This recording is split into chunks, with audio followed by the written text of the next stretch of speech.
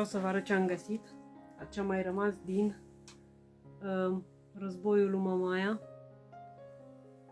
Chestia asta care dădea ațele și asta am găsit-o într-un șopron și am găsit și chestia asta care bătea putineiul. Așa arată. Și ațele. Și am mai găsit niște chestii pe care o să vi le arăt la Sibiu. Desene de ale mele din clasele 4, 5, 6, dar cred că 4, 5.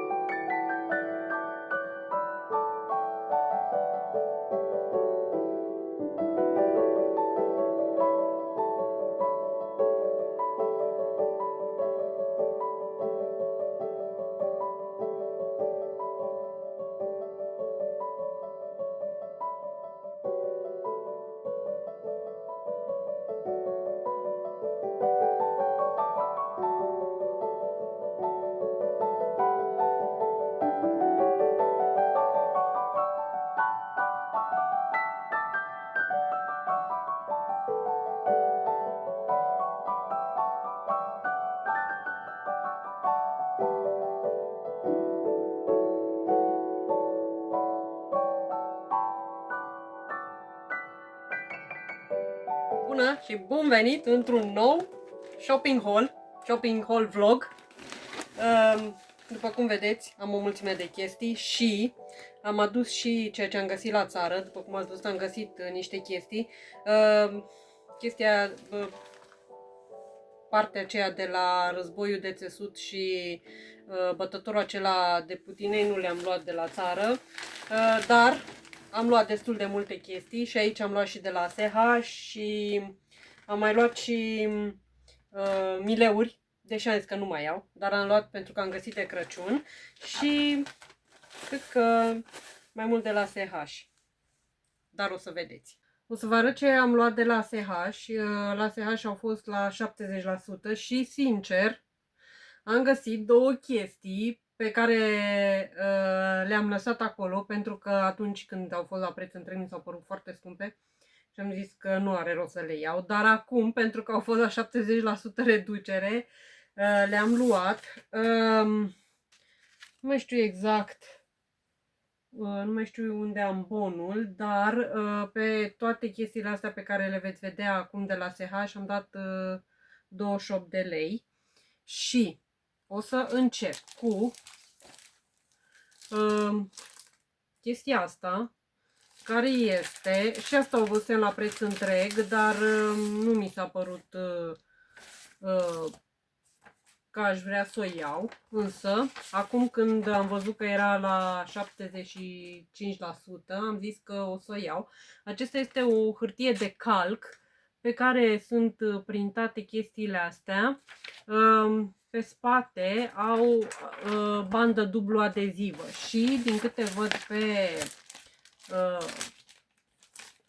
această imagine poți să faci un felinar cu ea, cu aceste două pagini și văd că are și chestiile astea. Nu știu dacă o să fac felinarul sau o să folosesc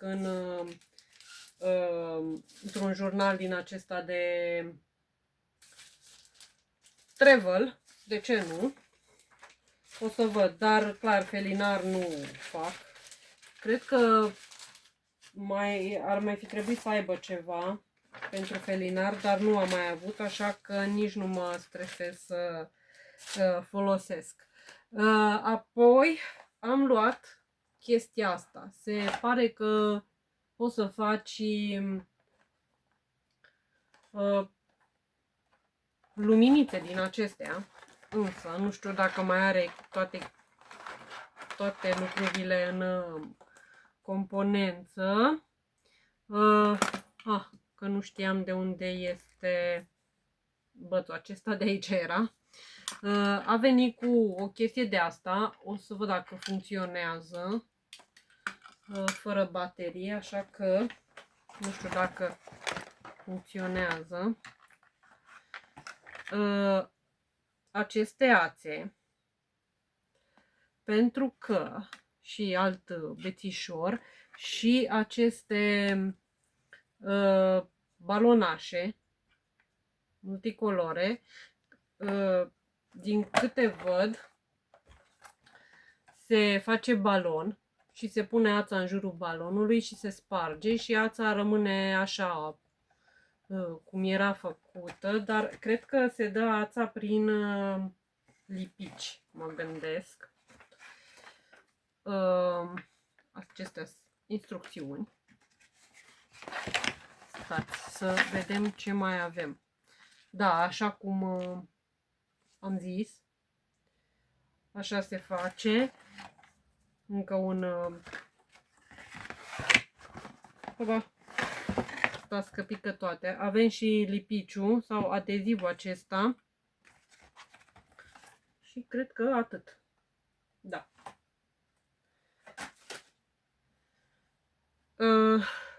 Sincer, nu știu dacă o să fac chestia asta, dar eu am luat mai mult pentru ață, pentru că mi-au plăcut culorile și mă gândesc că poate voi folosi la ceva. O să văd, oricum nu fac eu chestiile astea, dar aș putea folosi pentru jurnale. Și aici arată exact cum se face. dar nu o să fac așa ceva. Însă nu mi s-au părut scumpe, deci asta la preț întreg era 16 lei. 70%, eu zic că am dat bine pe ea.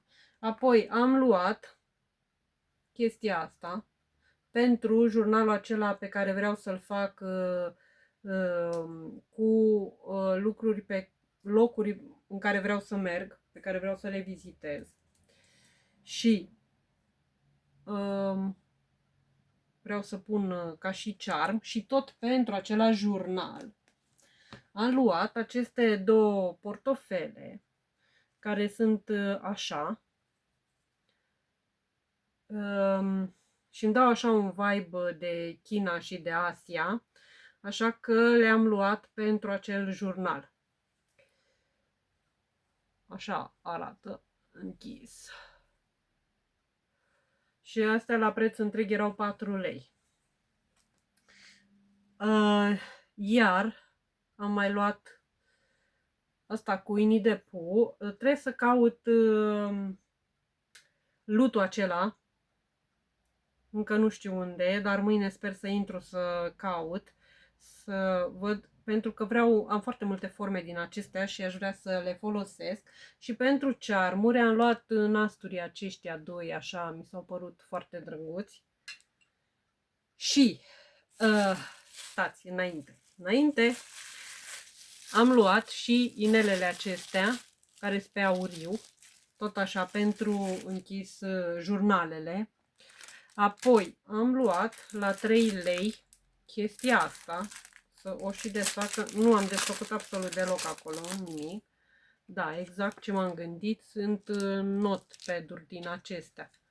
Și nu știu dacă n-au desen pe ele, dar sunt așa rotunde și m-am gândit că arată interesant cum sunt făcute așa pe rotund. Apoi, la 6 lei era prețul lor și am luat puii aceștia. Am luat 3. Aceștia erau și mi s-au părut tare interesant. Eu o să-i spăl ca toate chestiile astea pe care le iau de la ZH de spăl și mă gândesc ca de Paște să fac ceva cu ei. Eventual o decorațiune, ceva, cred că ar arăta bine. Și sunt așa foarte groși, din pâslă, din asta. S-au părut foarte interesanți. Apoi am găsit chestiile astea. Foarte multe, după cum vedeți. Rândul trecut am dat 1 leu pe o floare din asta și acum le-am luat pe toate la 1 leu. Deci un pumn din astea. Sincer, tot așa o să le spăl și voi folosi din ele și în jurnalul acesta pentru Vlogmas, dar mi s-au părut foarte interesante. Iar apoi, cele două lucruri pe care am vrut să le iau. Tana! V-am zis eu că era o statuetă panda și n-am mai luat-o pentru că era 20 de lei atunci. Și acum am luat-o la 70%. Da, priviți cât e de drăguță, nu știu cât vedeți. Dar e tare drăguț. Nu văd exact ce scrie aici, dar are și ștampiluță. Dar mi-a plăcut tare mult. Așa că m-am gândit că dacă tot a mai rămas, că de obicei când vedeam lucruri cu panda și le lăsam acolo, nu rămâneau, așa că am zis că dacă a rămas, înseamnă că a rămas pentru mine, nu? Eu așa am zis. Și un alt lucru pe care l-am mai găsit și pe care n-am vrut să-l iau atunci a fost tot pachetul acesta cu Winnie the Pooh. Și ăsta fusese inițial 30 de lei. De asta am și zis că nu vreau să-l iau. Dar acum că l-am găsit la reducere și ia, priviți, o mulțime de chestii cu mărgeluțe.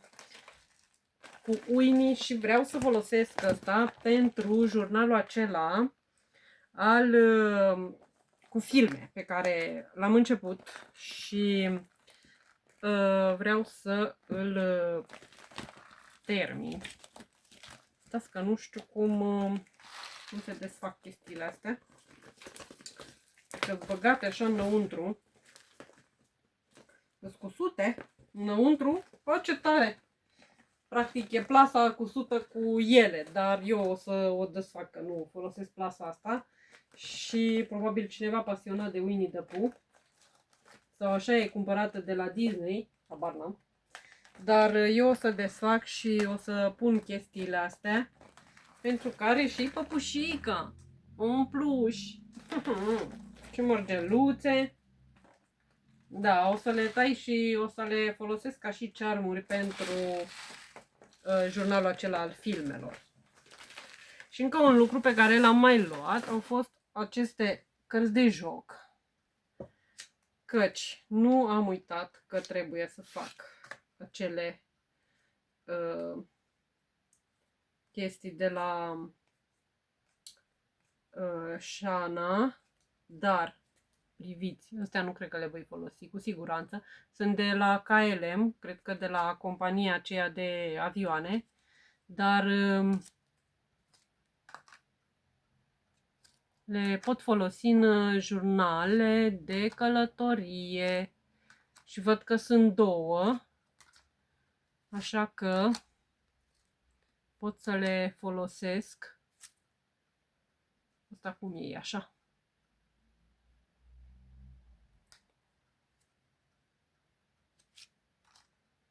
Oh, ce mă bucur. Nici nu m-am uitat atunci când le-am luat. Am zis că oricum le voi folosi pentru proiectul acela al Shanei de la Shanuki Art. Dar de fapt o să le țin pentru că îmi plac tare mult cum arată și o să le folosesc mai degrabă în jurnale de călătorie pe care le voi face. Chiar foarte frumoase sunt. Stea.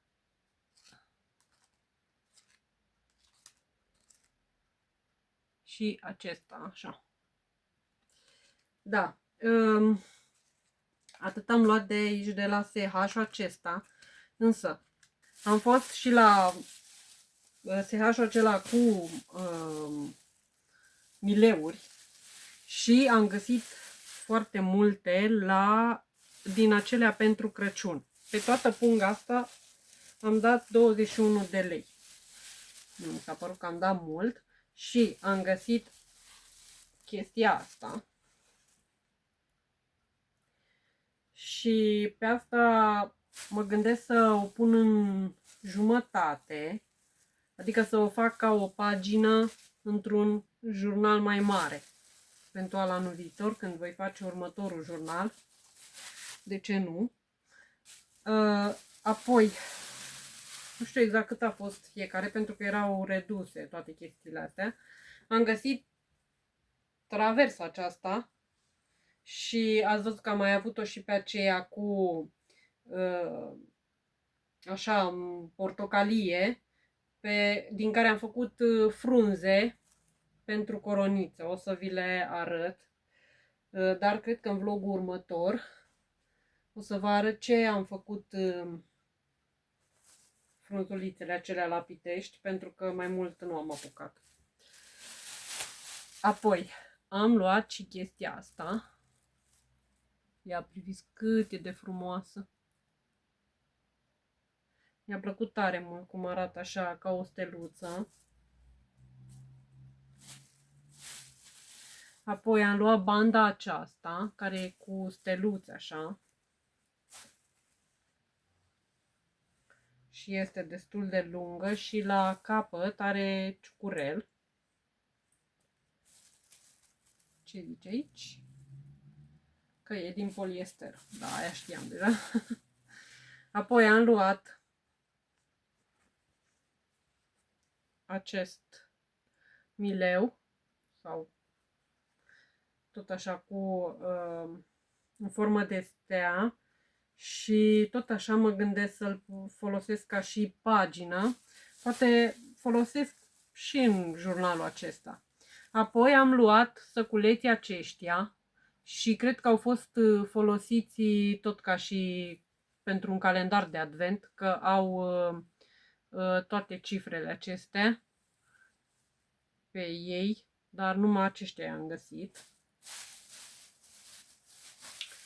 Apoi am luat materialul acesta, cred că așa vine, cu imagini de iarnă, așa.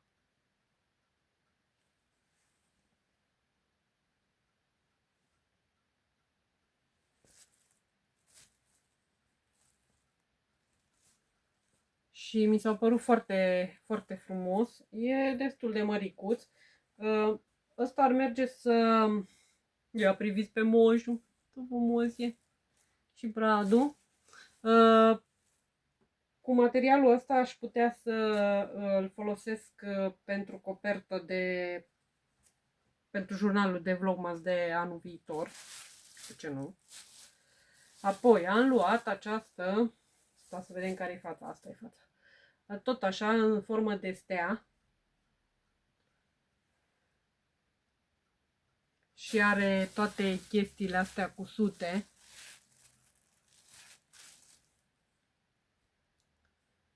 Și cred că ar merge și asta ca și copertă. De ce nu?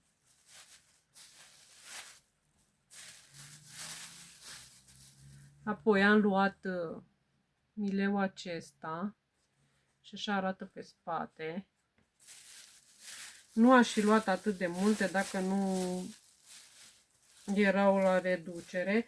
Apoi am luat punga aceasta, care e din in, tot așa. Nu știu de unde este. Dar mă gândesc să-mi pun toate lucrurile acestea de Crăciun în ea. Și apoi am luat niște mileuri care nu sunt neapărat de Crăciun, dar mi-au plăcut. Mi-a plăcut lucrătura aceasta pe margine și mă gândeam să le desfac și să folosesc marginile acestea pentru pus pe cotorul jurnalelor, dar o să văd. Am luat două așa și am luat unul așa. Toate acestea au fost 21 de lei. Atât am luat de la SH. Doar atât am luat de la SH. Destul de multe, zic eu. Dar pentru Crăciun nu voi mai cumpăra absolut nimic, pentru că am. Apoi am fost la un magazin din acesta de acolo și am luat filarele acestea pentru stilou. Sunt cu mai multe culori. Îmi dau vreo 6 lei pe el. Mi-am luat și să pun pentru toaletă. Și de la Profi am găsit ciorăpei așa, care zice că au și 36% poliester, dar 35% are lână și 29% bumbac. Și mi-am luat 3 perechi. Eu am îi port prin casă iarna și sincer sunt foarte călduroși și arată destul de bine și după ce îi speli. Și apoi am fost la Melimelo și la 5 lei am luat banda aceasta roșie, care e așa catifelată, și aceasta verde. Și am luat la 6 lei 50 și floricica aceasta. Mă gândesc să o pun în, nu știu, să-mi fac ceva aici care să folosesc culorile acelea pastelate, așa, care îmi plac, pentru că sigur nu voi mai cumpăra niciun brad. Și așa arată. Bine, o să o aranjez eu mai bine și eventual o să o pun undeva aici sus și o să fac, cred că cum am făcut și anul trecut de sărbători, de am aranjat acolo. Cam atât am luat de la magazine, destul de multe. Apoi, după cum ați văzut, am fost la țară și am făcut curățenie acolo într-un șopron. Sincer, ai mei și-au cam bătut joc de tot ce a avut săraca bunica. V-am arătat acolo înainte de videoclip ce am găsit și am mai găsit o parte din materialul acesta pe care săraca buna l-a făcut, da, de. O să încerc să-l spăl, acum nu știu cât o să mai reziste săracul. Și Tana, pentru jurnalul acela al comunismului am găsit acest ziar din Scânteia, care aveți nostalgii. Au stat foarte bine pentru că au fost protejate într-o pungă, se pare. Am găsit tot așa cu Dacia 1300 și acesta tot pentru jurnalul acela, pentru că mă gândesc să pun diverse chestii care să ne aducă cu gândul la perioada respectivă, nu neapărat faptul că a fost atât de rău. Mai e și acesta. Sincer, nu l-am văzut ăsta până acum. Ziarul acesta. Așa. Dar multe din ele au stat mult mai bine decât poate multe lucruri din casă. Și chestia asta, care săracă arată destul de lovită, dar o să încerc să salvez doar imaginile care cât de cât arată bine. Și tot așa, tot pentru acel jurnal, sincer, am rămas impresionată de cât de bine au stat aceste reviste. Și încă un acest ziar de sport. Acum o să văd, v-am zis, care din pagine arată ok și o să încerc să salvez din ele. Și ca să vedeți cât preț au pus ai mei pe și cât, da, și acum cât preț pun pe arta mea. Aceste lucrări le-am făcut în clasa a 4-a, 5-a și le-am găsit acolo ca să le arunce la gunoi, dar mă gândesc că vreau să le țin. Acestea încă neterminate.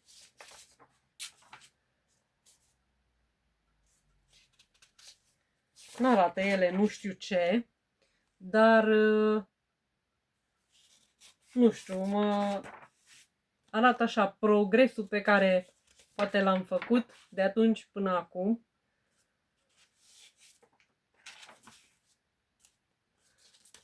Asta cum e? Sta să văd, așa. Cred că așa? Sau nu? Când eram mică, desenam din foarte mult.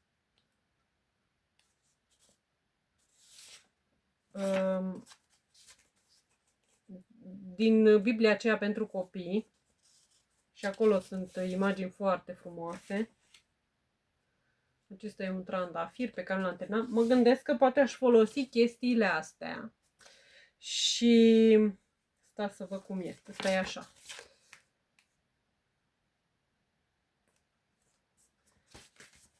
Și poate aș desena pe lângă, nu știu.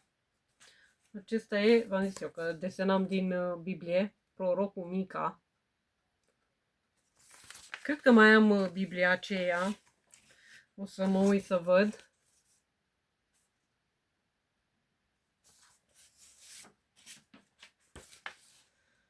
Aici a începusem tot așa o chestie, o floare.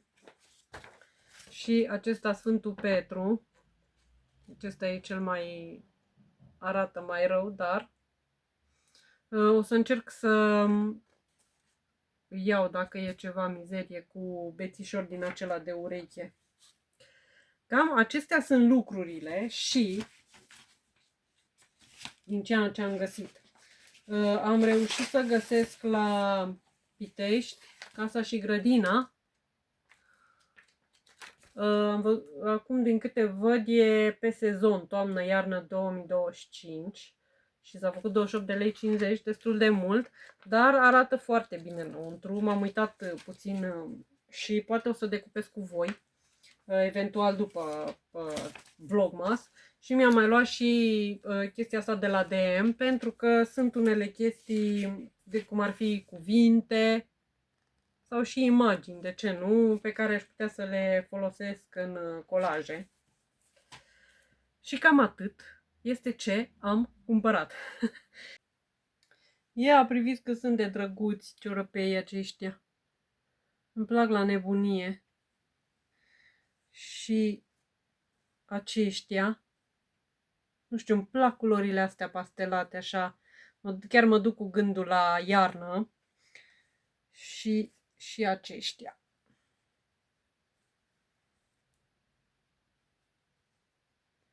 Chiar îmi plac tare mult.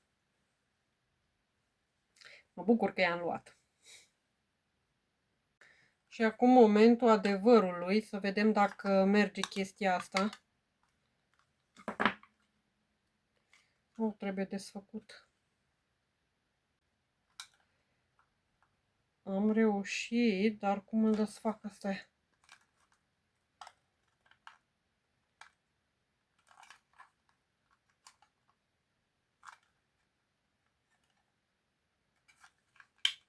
Ok.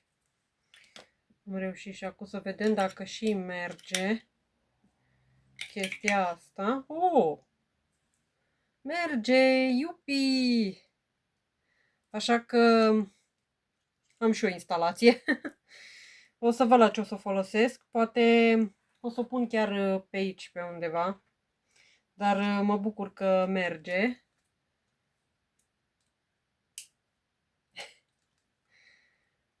Da. Perfect. Și priviți năstureii. Au niște culori foarte frumoase. Mă bucur că i-am luat. Că îmi dau totuși un aer așa de perioada aceea. Poate îi folosesc la jurnalul acela al comunismului. O să văd. Vreau să desfac sacoșa aceasta pentru că nu o să țin chestiile astea. Practic le-am luat special ca să le tai. Ok, am chestia asta. După cum vedeți, e cu sută și puse toate chestiile astea în pătrățele. Nu are practic nicio etichetă, nimic. Dar eu nu vreau să le țin așa. Așa că o să tai și mă gândesc că am început un proiect pe care o să vi-l arăt, cred că vineri, înainte de Vlogmas. O să fie ultimul vlog acel proiect și o să-l pun proiectul acela în playlistul acela de tutoriale, pentru că Alexandra mi-a zis că vrea să fac un astfel de playlist, așa că am zis că ar fi bine să fac un astfel de playlist, poate vă ajută și o parte din plasticul acesta o să-l folosesc pentru acel tutorial. Așa că o să încerc să tai chestia asta în așa fel încât să pot folosi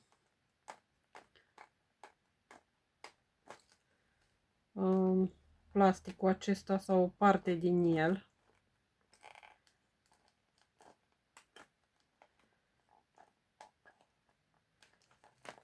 Și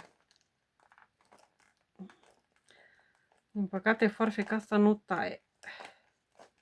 Dar nu vreau să o mai stric și pe cealaltă pentru că nu prea se mai găsesc. Oh, ok.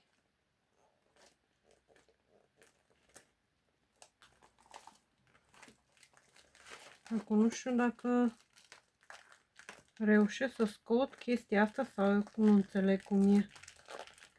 Ah, perfect.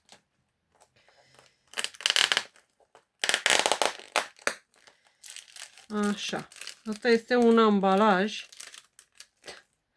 de la o ciocolată, cred. Nu știu dacă o să-l țin, o să văd. Acestea sunt din lemn și mă gândesc că aș putea să le folosesc la acel jurnal. Dacă ați vrea să vedeți despre jurnalul acela, știu că l-am început împreună cu voi, dar am mai făcut în el. Ăsta este măgărușul, tot din Winnie the Pooh și sunt chestiile astea, argintii așa. Sincer, astea ar merge să le folosesc la jurnalul acesta acum de Crăciun. Așa că o să le păstrez. Acum să vedem. Mie mi-a plăcut foarte mult păpușica aceasta, plușul acela.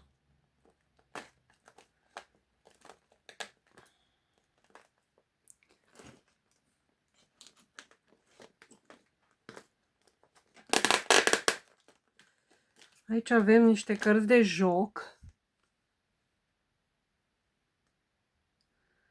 Și pe spate așa. Și o să le țin.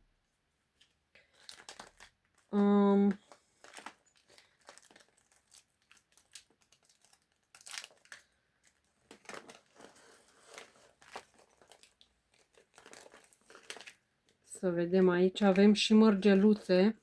Așa că o să iau o punguliță și o să pun mărgeluțele acestea.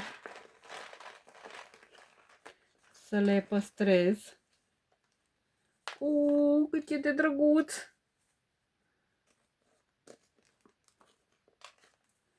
Ia priviți! E din acesta cu bile din acele antistres. Cât îmi place! Made in China, ca totul, și este de la Disney. Așa că s-ar putea punga aceasta să fie de la Disney, dar arată destul de rău, așa că eu nu o să o țin, v-am zis. Dar îmi place tare mult. Mi-aduce aminte de Puin, că el e cu Winnie the Pooh. Și copilașul ăla mă inspiră tare mult, așa că acel jurnal a fost început datorită lui. Și o să țin aceste mărgeluțe să vedem în ce le pun. Am găsit această punguță și o să pun în ea toate aceste mărgeluțe. Acestea sunt din acelea de... le poți și călca cu fierul de călcat. Dar nu știu de ce sunt culorile astea. Oare astea sunt culorile lui Winnie the Pooh? Nu știu, habar n-am. Vă și mișc. Acestea sunt mărgeluțele. O să le păstrez. Pentru că poate fac un charm ceva. Acum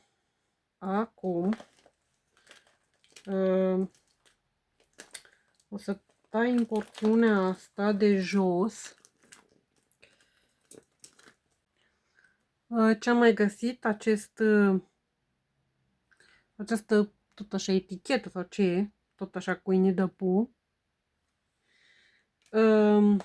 Paietele acestea. Și o frunză așa din material.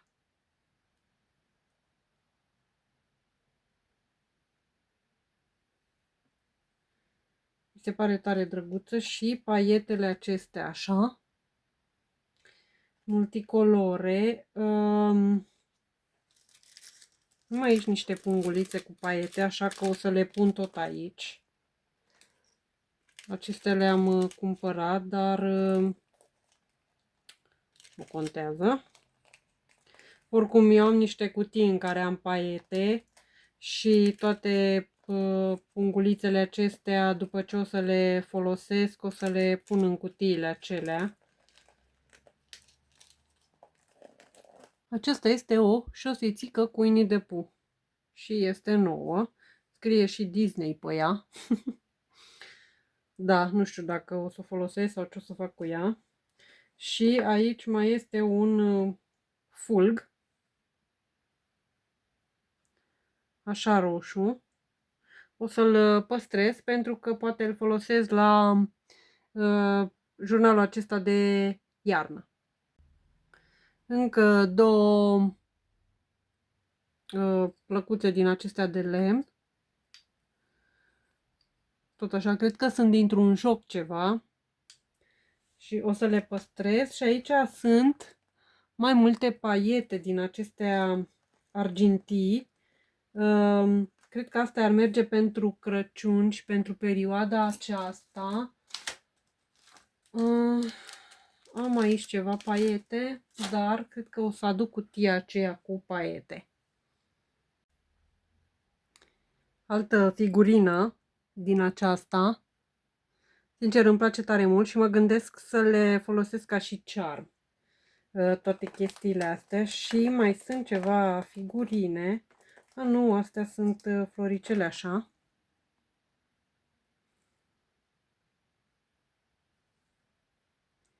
Și tot așa le voi păstra. Astea cred că ar merge și acum în perioada aceasta de sărbători.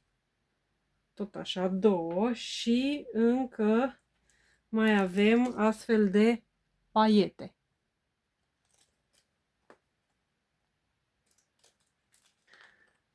Am mai găsit chestiile acestea trei. Tot așa, din lemn. Am foarte multe. Mă gândesc că aș putea să le lipesc pe acele felicitări. O să văd. Iar o altă șosețică din aceasta. Deci am perechea. Sincer nu știu ce o să fac cu ele. Apoi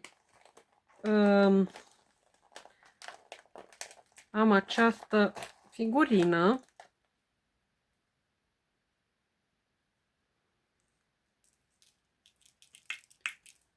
Cred că i-a intrat o bobiță din asta. Și aici sunt mărgeluțe albe. Pe care, sincer, mă gândeam să le pun cu paietele. Dar cred că o să le pun în altă punguță. Acestea sunt mărgeluțele. Și o să le păstrez. Pentru că sunt așa foarte micuțe și foarte finuțe. Sincer, mi se pare o idee extraordinară chestia asta cu a face o sacoșică așa din astfel de chestii care îți plac sau care te inspiră. De ce nu? Mi se pare o idee genială, mai ales dacă aveți copilași, ați putea să le faceți astfel de chestii. Până la urmă ziceam că păstrez plasticul acesta, dar m-am răzgândit. Pentru că l-am prea ciopărțit. Și nu mai vreau să-l păstrez. Acesta este un fulg alb. Și o să-l țin la fel cu ăsta. Văd că mai este unul aici. tot așa, cred că o să le păstrez pentru acest jurnal. Această figurină cu purcelușul și scrie Pu. Chiar mă bucur că am luat chestia asta. Mă întreb cum de a mai fost, de a mai rămas, dar probabil că cine s-a uitat la ea a văzut că este sacoșică și na, a văzut-o așa uzată și nu a vrut să o ia. Dar chestiile astea dinăuntru au fost protejate, fiind în plasticul acesta. Așa că le putem refolosi. Aici avem alte cărticele. Și tot așa o să le folosesc tot în acel jurnal. Și aici avem alte paiete. Așa că o să am foarte multe paiete. Mă gândesc să, v-am zis, să folosesc câteva și în jurnalul acesta. Poate decorăm anumite chestii. O să mă gândesc. Aceasta e o altă șosețică. Din păcate a fost prinsă în chestia aia, în cusătura aia, așa că am tăiat-o. Dar așa arată. În orice caz nu o să folosesc șosețelele acestea. Eventual o să decupez imaginile și atât. Și aici, pe lângă paiete, mai avem acestea, cred că sunt stickere. Stați să vedem. Deși mă îndoiesc că sunt stickere. Da, sunt hârtiuțe, dar cu tot așa cu Winnie the Pooh, măgărușul și tigru. Și mai multe paiete. Așa arată această sacoșică, așa că dacă vreți să faceți o chestie de asta, eu zic că e o idee foarte bună. Dar priviți câte lucrușoare au fost în această sacoșică. Lucruri foarte frumoșele. Și floricele. Și plușul ăsta e superb. Foarte multe chestii din astea de lemn. Toate aceste paiete. Mărgeluțe. Cărțile acestea de joc. Chestiile astea o să le arunc. Iară paiete. Chestia asta, cred că o pun tot aici la aceste paiete, că eventual o să decorez jurnalul acela. Iar această figurină cu tigru, chestiile astea, figurină cu Winnie the Pooh și cu mierea și mai multe cărți de joc. Deci eu zic că au fost o mulțime de chestii și asta cu purcelușul. O mulțime de chestii și nu arunc foarte multe. V-am zis, astea o să le tai doar imaginile și asta este. Oricum nu folosesc. Dar eu zic că într-adevăr nu dădeam 30 de lei pe ele, dar la 70% eu zic că a meritat prețul. Voi ce ziceți? Sper că v-a plăcut vlogul. Dacă v-a plăcut, spuneți-mi în comentarii ce v-a plăcut și ce vreți să fac sau ce idee aveți să fac cu tot ceea ce am cumpărat. Sincer, în ianuarie o să încep să fac acest jurnal al comunismului, pentru că am destul de multe lucruri și vreau să le folosesc. De ce nu? Poate vă inspiră ceea ce fac eu. Poate vă place. Așa că dacă vă place, dați un like, dați un subscribe. Și noi ne vedem într-un clip următor, pe care sper să-l fac miercuri, dacă nu vineri. Așa că ne vedem data viitoare.